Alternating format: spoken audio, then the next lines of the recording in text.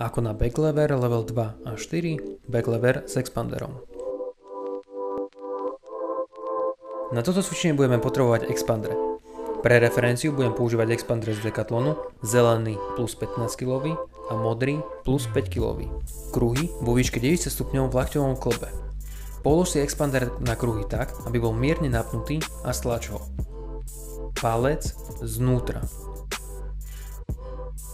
Prejdi do vertikálneho visu, panva v jednej línii s kruhmi. Pozerám sa na kolena. Pomaly prejdi dozadu, panva v jednej línii s ramenami, lopatky od seba. Vystri nohy roznožmo, zadok napnutý. Držíme a užívame.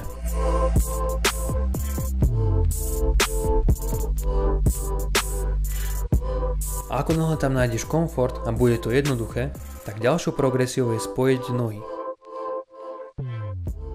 Dbaj hlavne na maximálne vystreté paže, lopatky od seba. Nohy, špičky prepnuté a napínaj zadok, čo by nám malo pomôcť k lepšiemu prepojeniu svalov s hlavou. Dôležitý detailik je aj postavenie palca. Kľudne vyskúšaj aj inak ho uchopiť a daj vedieť v komentári, ako ti to išlo. Cieľom je spraviť 3 série po 15 sekúnd na to, aby sme sa mohli posunúť na ďalšiu progresiu.